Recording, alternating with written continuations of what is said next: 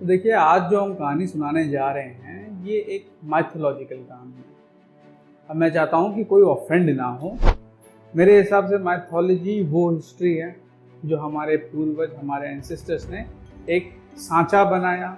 वो सांचा कुछ उनके एक्सपीरियंस, कुछ उनका सत्य, कुछ उनकी सोसाइटी का सच मिला के वो सांचे को तैयार किया गया।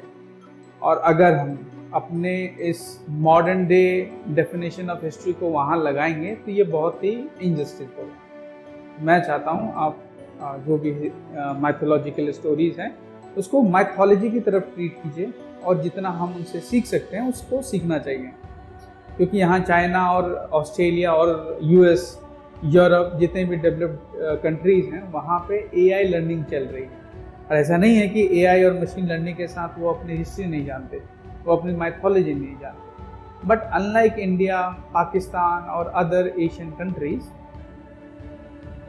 हम काफ़ी अपने माइथोलॉजी को लेके ऑब्सेस्ड हो गए हैं ना। एक तो हमें पता नहीं कि माइथोलॉजी है क्या, दूसरी स्टोरीज आधी पक्की पकाई पता है, और instead of learning from them हम या तो उसको शब्द बाय शब्द डिकोड करने लग जाते हैं या तो क्वेश्चन करने लग जाते हैं कि ऐसे हो कैसे सकता। इंस्टेड ऑफ क्वेश्चनिंग और या फिर उसको क्रिटिसाइज करना या उस पर वर्ड बाय वर्ड स्टिक करना, आप उसे कुछ सीखिए। वैसे ही सीखने वाली कहानी ये है कि हमने रामायण सबने सुन, पढ़ या देख रखी ही है।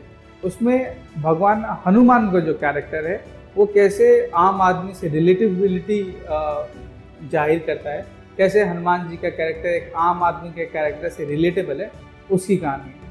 तो मुझे लगता है कि जैसे कि आम आदमी सेल्फ डाउट में होता है, भले ही उसके पास असीम शक्तियाँ या फिर असीम कैपेबिलिटीज होती हैं, जस्ट लाइक हनुमान जी जिनके पास असीम ताकत थी, इनफाइनाइट कैपेबिलिटीज थी, इनफाइनाइट स्ट्रेंथ था, बट वो सेल्फ डाउट में थे। जब तक जामवंत जी नहीं आए उनके जीवन में और उनको नहीं समझाया कि हे पवन पुत्र जागो, आज वो दिन है जिस दिन तुम्हें अपनी छिपी हुई या भूली हुई ताकतों को दोबारा याद करके वो कार्य करना है जिस कार्य के लिए तुम्हारा जन्म हुआ। वैसे ही मुझे लगता है कि नॉर्मल जो आम आदमी है उनके अंदर जो वो लेटेंट या हिडन टैलेंट या फिर स्ट्रेंथ है या कैपेबिलिटीज है वो छिपा रहता है। हम सबको, हर उस आम आदमी को कहीं ना कहीं एक जामवंत की ज़रूरत है। जिस दिन और जब वो जामवंत हमारे जीवन में मिल जाता है तब हम जो है अपने गोल की ओर कॉन्फिडेंट वे में बढ़ते जाते हैं, तब हम आई गेस सक्सेसफुल होने की राह पर निकल जा चुके होते हैं। तो ये तो हो गई हमें क्या लर्न करना चाहिए। अब जो है very recently I have seen a movie called Manchester by the Sea, directed by Kenneth लॉनरगन।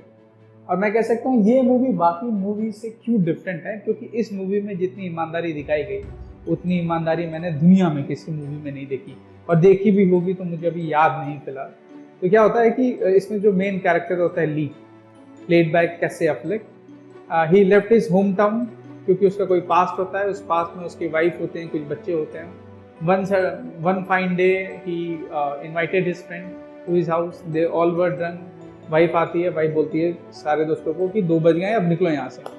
Husband movie देख रहा होता है, all of a sudden he remembers कि यार अभी बियर कम पड़ गई, अभी मैं जाता हूँ सुपरमार्केट से और लेके आता हूँ।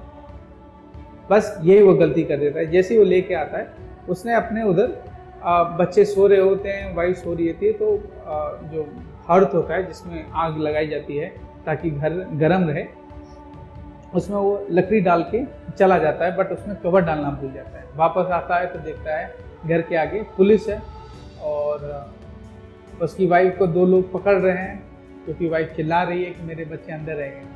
और ये उसकी पूरी लीग जो है ये ट्रॉमाफुल ये पास्ट है। अब उसका भाई जो है मर चुका है, ये वापस अपने होम टाउन में जाता है अपने पास्ट के साथ। आप पूरी मूवी देखोगे आपको लगेगा कि ली अब एक्सप्लोड होगा, अब उसके अंदर का इमोशन दिखेगा, पर मेकर ने इतने खूबसूरती से उसको कंटेन करके रखा कि there are 2 particular scenes in the movie जहाँ पे आपको लगे कि यार यहाँ पे तो कोई भी रो सकता है, पर अपने आप को कैसे कैसे अफ्लेक ने रोका होगा या डायरेक्टर ने क्या बोला होगा, ये काबिले तारीफ है। पहला वो सीन क्या होता है, पहला सीन होता है जब उसकी एक्स वाइफ जिसके साथ जिसके बच्चे दोनों के जो दिल मतलब they got expired because of that outbreak of the fire. वो उसको एक रास्ते में मिलती है एंड शी स्टार्टेड क्राइंग कि यार उस दिन जो हुआ वो नहीं होना चाहिए था, बट वो तुम्हारी गलती नहीं थी, मैंने तुम्हें काफ़ी भला बुरा बोला और I am really sorry for that. काफ़ी रो रही होती है। उस सीन में आपको लग रहा होता है कि ली भी कुछ बोलेगा, पर ली बोल नहीं रहा होता है। ली लास्ट में उसके इशारे बोलता है कि you need to understand there is nothing inside, और ऐसे बोल के वो चला जा चुका होता है।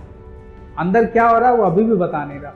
और दूसरा सीन क्या है कि वो एक अपने पैन में सॉस डालता है, वापस आता है और for a second he goes for a nap, और उस नैप वाले कंडीशन में ही ड्रीम्स अबाउट हिज डॉटर्स। और दो डॉटर बगल में बैठी होती हैं, ली बैठा होता है and the daughter was saying कि daddy can't you see we are burning, please help us, please save us. और कैसे अफ्लेक बोलता है no darling you are not, और तब तक उसकी आंख खुल जाती है। ये इतना खतरनाक सीन होता है। मुझे लगता है कोई और डायरेक्टर होता तो इस पूरे सीन को या इस पूरी स्टोरी को, ये जो सीन इतना इम्पोर्टेंस रखता है इस पूरी मूवी में, इसको बहुत ही एक्सप्लॉइट कर देता, ओवर एक्सप्लॉइट कर देता। But hats off to Kenneth कि उन्होंने इस सीन को उतना ही कंटेन रखा, क्योंकि आप कहना तो नहीं चाहिए बट बहुत सारे डायरेक्टर्स हैं, चाहे वो स्टीवन स्पीलबर्ग हो, द ग्रेट क्रिस्टोफर नोलन हो, आप इनकी मूवीज़ देखिए, आपको लगेगा कि कहीं ना कहीं ये आपके साथ बेईमानी कर चुके हैं।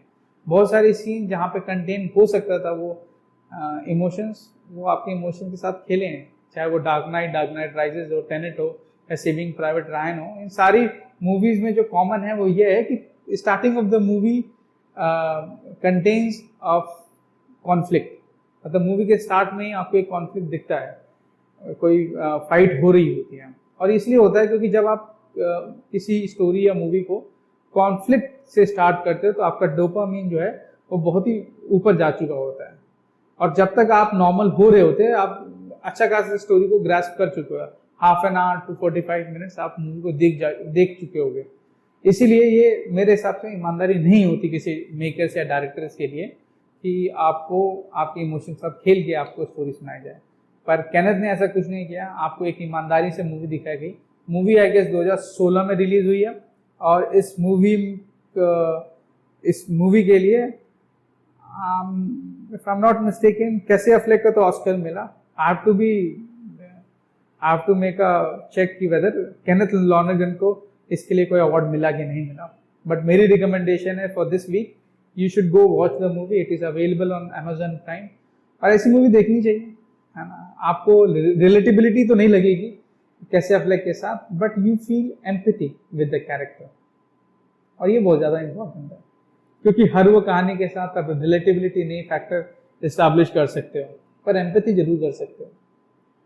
तो जाइए वो मूवी देख के आइए, और तब तक हम मिलते हैं नेक्स्ट एपिसोड में। बाय।